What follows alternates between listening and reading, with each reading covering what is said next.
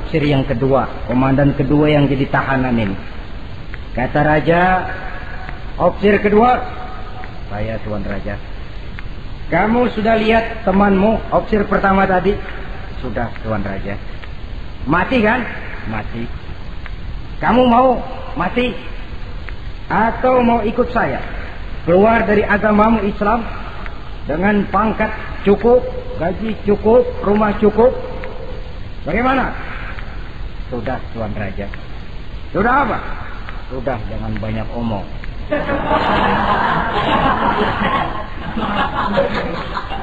Maksud kamu bagaimana? Saya sudah tidak sabar pengen nyusul teman saya yang barusan Tuan Raja.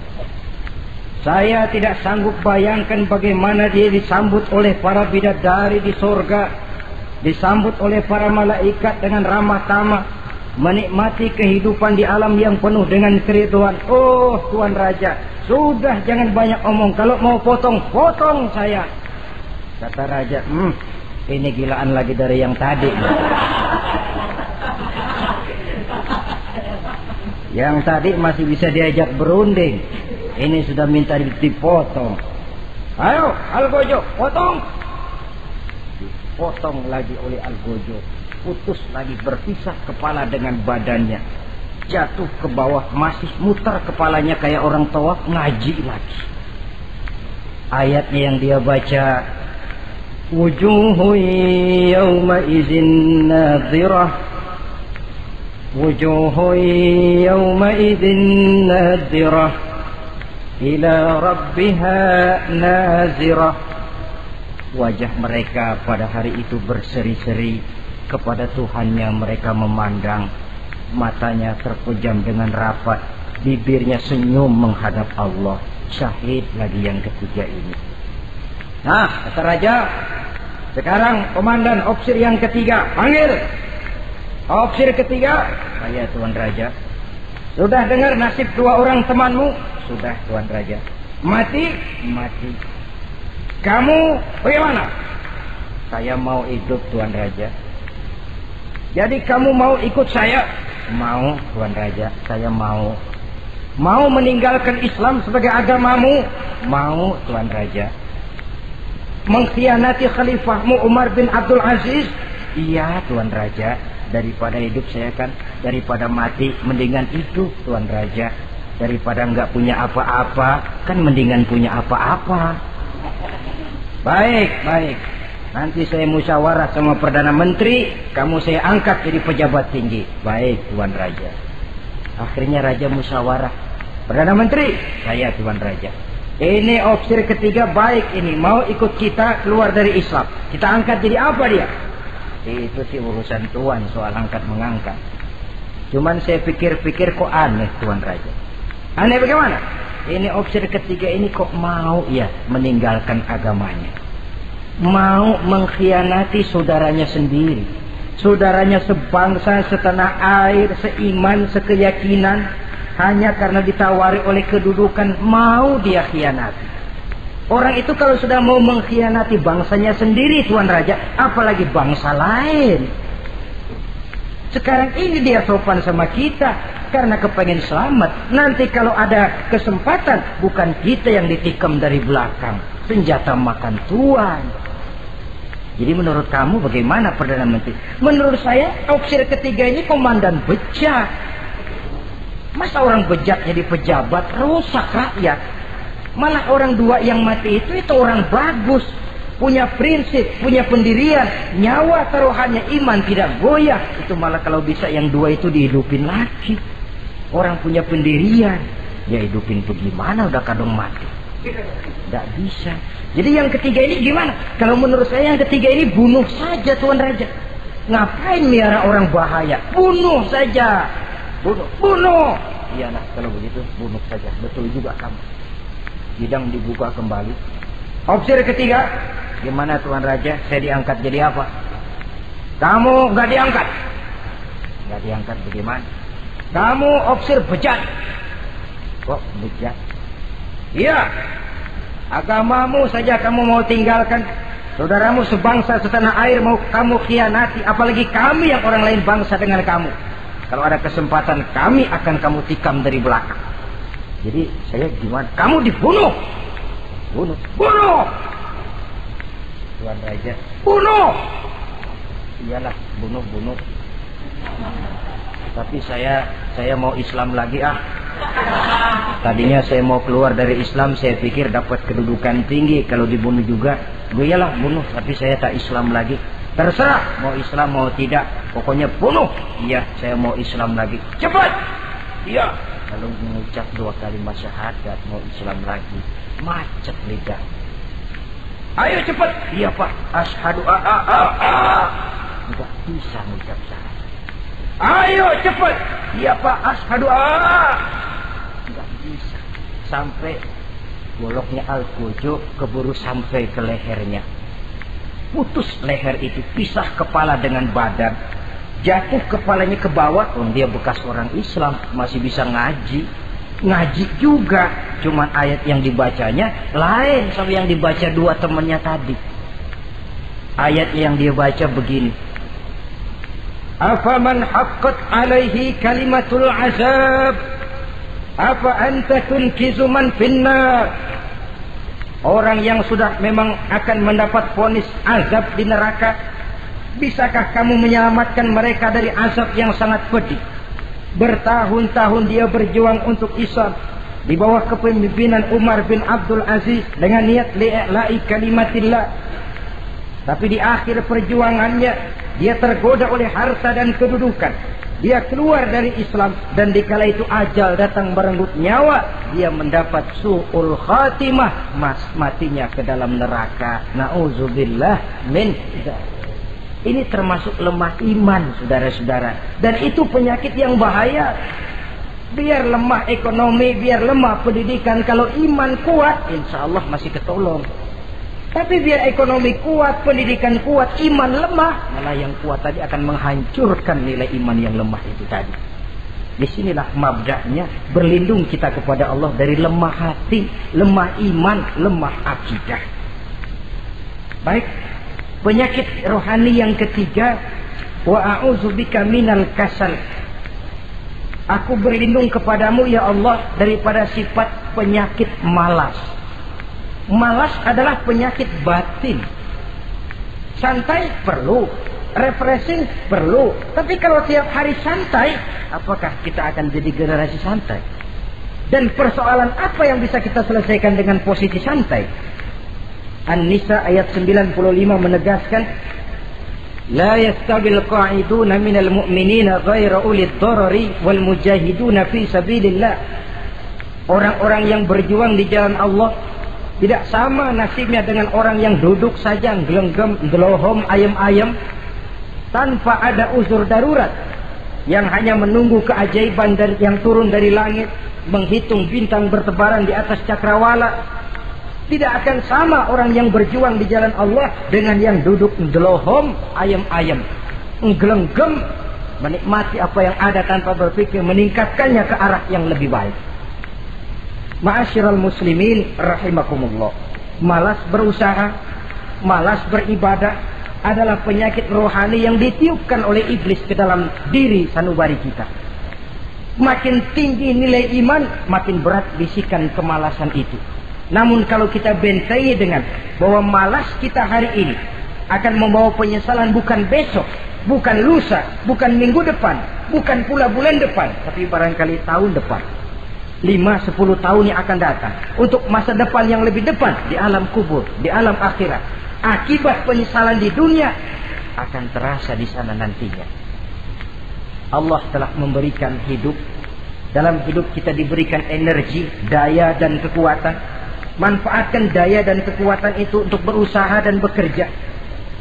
Allah tidak suka kepada orang yang malas berpangku-pangku tangan menunggu keajaiban dari langit sambil berleha-leha. Allah suka kepada orang yang bekerja keras, karena seluruh rasul bekerja keras, seluruh para nabi bekerja keras.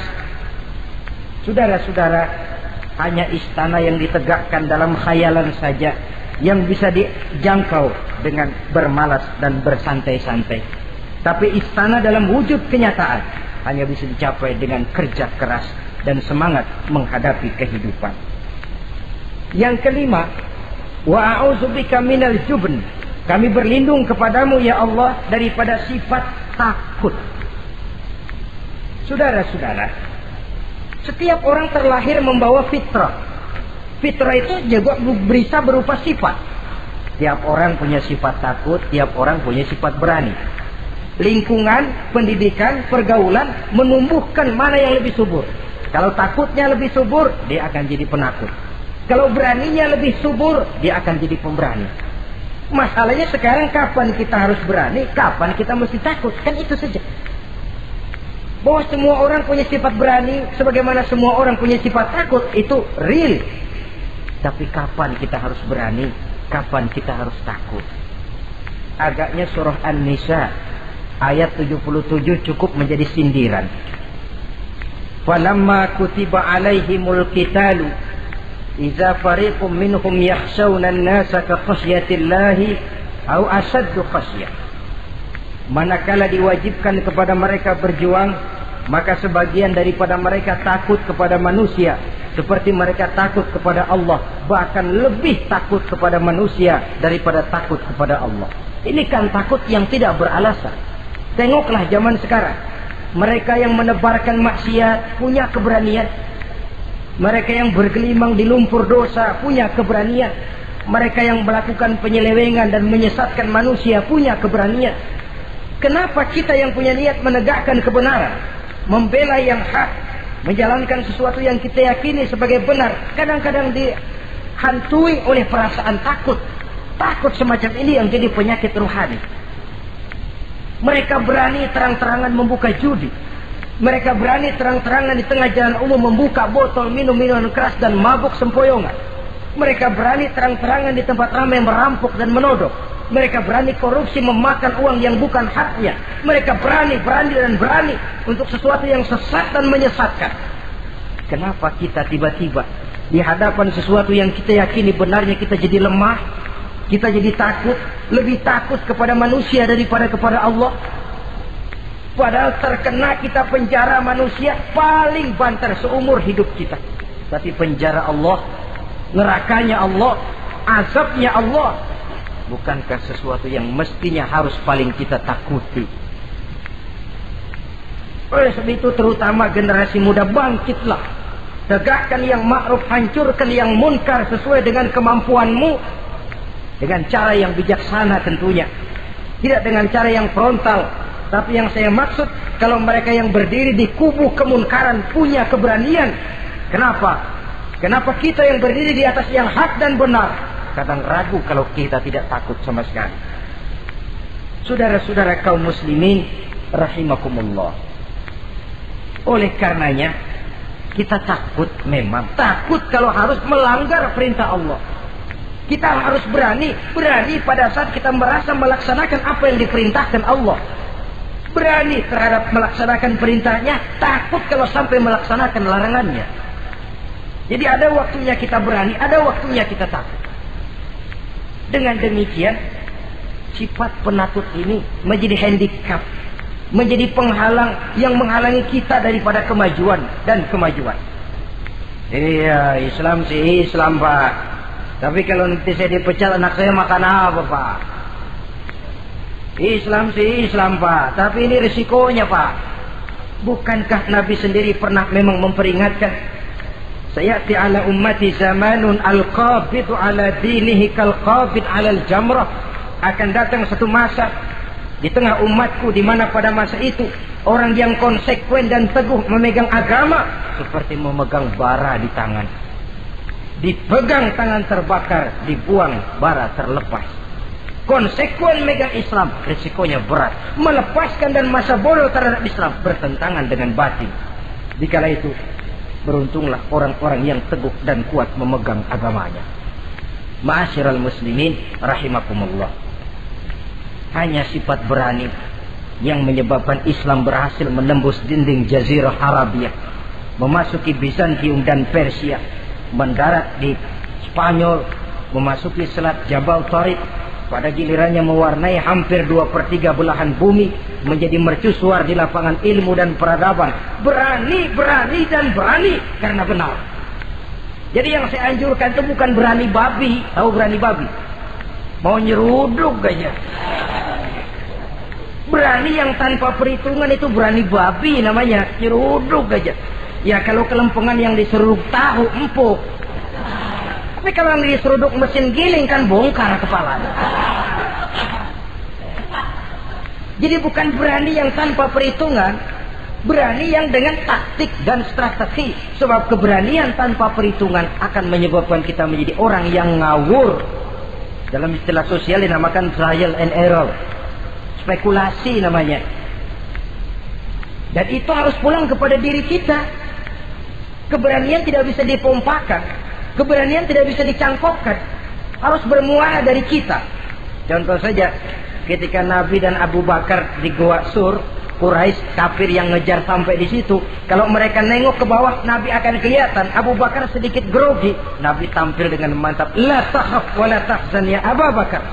Innallaha ma'ana. Abu Bakar, kamu tidak usah takut. Kamu tidak usah khawatir. Allah bersama kita. Keberanian timbul. Karena yakin ini jalan Allah. Yakin Allah pasti akan bela. Ya, keberanian itu nggak bisa dicangkokin. Nggak bisa cuma teriak, saudara-saudara, jangan takut, Allah bersama kita. Mulutnya. Tapi kalau hatinya juga perang. Apa iya? Itu sudah tertarung di kaki sendiri. Jadi memang harus ada variasinya. Ibarat pepatah, tukang joget yang baik ngerti irama gendang. Kalau kita terlalu keras, gampang dipatahin orang. Kalau kita terlalu lemah, diinjek terus. Mestinya tahu kapan mesti keras, tahu kapan mesti lemah lembut. Saudara hadirin yang saya muliakan. Baiklah ya, itu penyakit yang kelima. Penyakit yang keenam, wa a'udzubika minal bukhl. Kami berlindung kepadamu ya Allah daripada sifat bukhl. Pelit bin kikir alias medit. Ini penyakit rohani. Kenapa sih orang bisa kikir? Karena dia tidak sadar. Pokoknya duit saya ya keringat saya. Dia tidak sadar bahwa itu amanah. Dia tidak sadar bahwa dia kadang-kadang diberikan kehormatan oleh Allah untuk menjadi keran yang menyampaikan rezeki kepada orang lain. Rezeki dia cuma lewat tangan saya. Orang bakti yang gak punya pikiran begitu. Yang ada yang di kantong saya, keringat saya, sama orang lain kagak ada urusan. Kalau dia sadar rezeki saya cuma lewat tangan, rezeki dia cuma lewat tangan saya, dia berfungsi sebagai keran, rasa bakhil itu tidak perlu ada. Yang kedua, orang bisa bakhil karena jama'a mala wa addada. Suka ngumpul-ngumpulin harta lalu ngitung-ngitung. Ngitung. Orang kalau terlalu ngitung kan yang ada kurang melulu. Kebangetan ngitung melulu. Aduh, 10.000. Kalau 15.000 aja enak aturnya. Dapat 15.000, tanggung dikit lagi. Kalau 20 aja cukup dan nih. Yang nggak pernah cukup sesungguhnya. Jama'a malan wa addada. Kalau sudah kesina, dia akan sampai kepada yahsabu anna malahu akhlada. Dia akan menyangka bahwa harta itulah yang bisa mengekalkan dia. Ya, mengekalkan kebahagiaannya, ya mengekalkan keluarganya, ya mengekalkan umurnya, ya mengekalkan kehidupannya sampai kepada tahapan keliru. Kalau sudah begitu, berat pisah sama harta. Duitnya 100.000, hilang 1.000. Yang hilang doang tuh yang dia pikirin. Yang masih ada yang 99.000 dia nggak ingat. Waduh, mati gua. Ngapa? Duit 1.000 hilang, mati. Mati. Padahal yang ada ketimbang yang hilang masih lebih banyak yang ada. Hilang itu yang 99, yang 1.000 yang dia ingat. Hilang 1.000, mati gua udah. Mati gitu. Kalau datang orang gantiin, lo jangan sedih dah nih digantiin 1.000, bikin kenceng nangisnya. Kenapa nangis? Kenapa bikin nangis? Coba yang tadi nggak hilang jadi 2.000 kan. Ingat yang tadi hilang. Kapan syukurnya kalau sudah jama'a malan wa addada, prosesnya akan sampai kepada yahsabu anna malahu akhlada. Memang harta itu bisa mengekalkan kita. Kapan? Kalau dia kita belanjakan di jalan Allah. Itu harta yang mengekalkan kebahagiaan. Kita berikan dia kepada yatim piatu. Kita berikan dia memperbaiki jalanan umum. Kita berikan dia membangun puskesmas. Kita berikan dia membangun masjid, pondok-pondok pesantren, memakmurkan majelis-majelis taklim. Itu harta yang mengekalkan kita. Adapun yang kita belikan, ya belikan pakaian pangkatnya toko.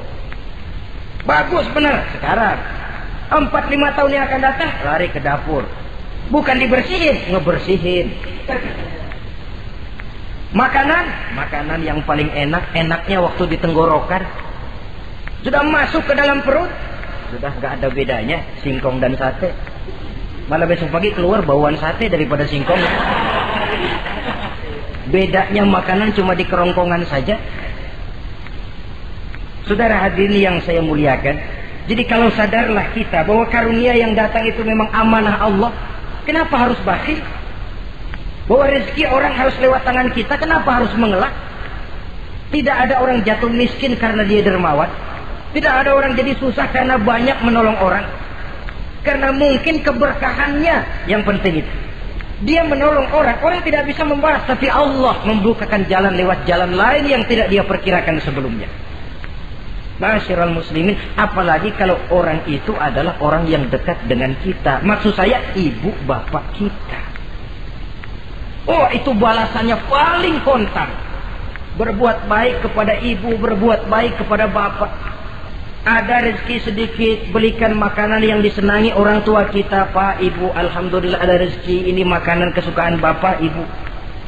Menurut kita sederhana, sepele, Allah akan balas, dan itu paling kontan lewat jalan yang tidak kita sangka-sangka. Ibu bapak, yatim piatu terutama juga. Saudara kaum muslimin rahimakumullah.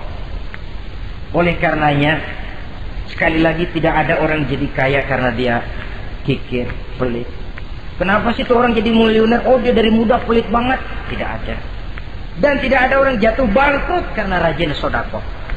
Kata Nabi, inna shadaqatal mar'il muslim tazidu fil umri wa tadfa'u mitatas su'i.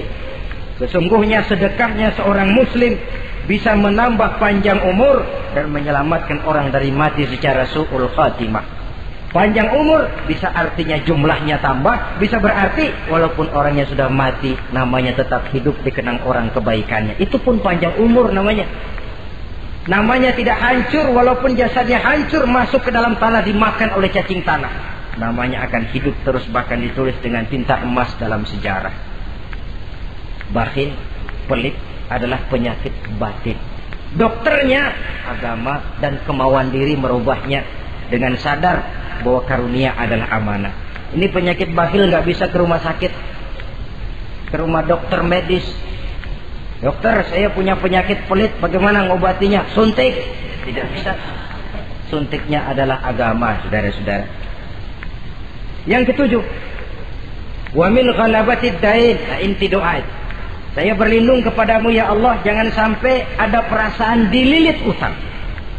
Bahwa kita hidup tutup lubang, gali lubang itu biasa. Tapi kalau gali terus nggak pernah nutup, ini mau kejeblos namanya. Ngutang lalu nggak bayar-bayar, namanya gali lubang, nggak pernah nutupin. Bahkan Nabi pesan, alaikum biddain, fa innahu hamun billail wa dani'un bin nahar. Kalau bisa kamu nggak usah ngutang. Kenapa? Utang itu siangnya bikin kita takut ketemu orang, malamnya bikin kita susah tidur. Coba dah kalau nggak bisa ngutang, berabe, malam nggak bisa tidur, siang takut ketemu orang. Jangan kepergok nih, belum ada duit buat bayar. Jangan ke sono, takut ketemu. Jangan kemari, takut ketemu. Akhirnya nggak kemana-mana, ngumprak di rumah. Tetapi adat hidup, saudara-saudara, apalagi kita yang ekonomi menengah ke bawah, biasa. Adat hidup itu tutup lubang, gali lubang, saling menerima, saling memberi. Tapi yang diajarkan oleh agama, oke, gali lubang silakan, asal bisa nutupin. Kalau tiap hari gali lubang dulu, kan kejeblos akhirnya. Oleh karena itu, apalagi hutang ini menyangkut hukukul adami, hak manusiawi. Itu di akhirat nanti ya, taubatnya lebih sulit. Kalau saudara dosa kepada Allah, taubatnya cuma 3 syaratnya. Nyesel, berjanji tidak akan mengulangi, meninggalkan perbuatan jahat. Tapi kalau menyangkut hak manusia, syarat taubatnya 4. Saudara mencuri sendal, syarat taubatnya nyesel, berjanji tidak akan mengulangi lagi, meninggalkan perbuatan mencuri, lalu yang keempat sendal orang pulangin. Atau minta maaf dan minta ridho dari yang bersangkutan. Sebab ini menyangkut hukukul adami, hak manusiawi. Nggak bisa saudara nyolong sendal, taubat langsung kepada Allah, taubat Tuhan, nggak lagi-lagi nyolong sendal. Tapi sendal orang dibekap terus. Ya belum. Nah, termasuk masalah hutang ini. Ma'asyiral muslimin rahimakumullah. Jadi silahkan gali lubang, asal ada kemungkinan untuk nutup. Dan pada saat kesempatan untuk nutup datang, tutup dulu supaya besok bila bisa gali lagi. Jadi kita kadang-kadang kalau ngutang begitu datang rezeki aja giliran mau bayar, rasanya kan berat. Masih ada keperluan lain. Datang yang lagi anu aja bang, tar. Datang lagi sok. Datang lagi tar. Datang lagi sok. Kalau tar sok saja, nembak terus, ya kapan-kapan mau kita bisa tutup itu lubang. Ma'asyiral muslimin rahimakumullah. Yang terakhir, penyakit batin wa qahrir rijal. Kami berlindung kepada-Mu ya Allah, jangan sampai kami hidup di bawah bayang-bayang orang lain. Jangan sampai kami hidup di bawah pengaruh orang lain, hidup disetir orang lain. Badan merdeka tapi jiwa budak. Badan merdeka tapi mental budak. Kita hidup jadi robot. Kemana saja yang nyetel arahkan, ke situ kita berangkat. Hidup tanpa prinsip. Qahrir rijal. Hidup jadi bayang-bayang bagi orang lain. Alangkah tidak nikmatnya. Kehilangan kepribadian, tidak punya sikap mandiri. Itu pun penyakit rohani.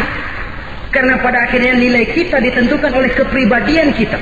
Kebesaran tidak bisa dengan nyempeng kepada orang lain. Kekayaan tidak bisa dengan mengakui leluhur. Pribadi kita, sepanjang kita masih hidup di bawah bayang-bayang orang lain, sepanjang itu kita tidak akan pernah punya kepribadian. Dan bila kita tidak punya kepribadian, maka orang tidak akan pernah mencatat kita dalam kehidupan ini. Nah, inilah pertemuan kita yang singkat. Mudah-mudahan ada manfaatnya. Terima kasih dan mohon maaf. Wassalamualaikum warahmatullahi wabarakatuh.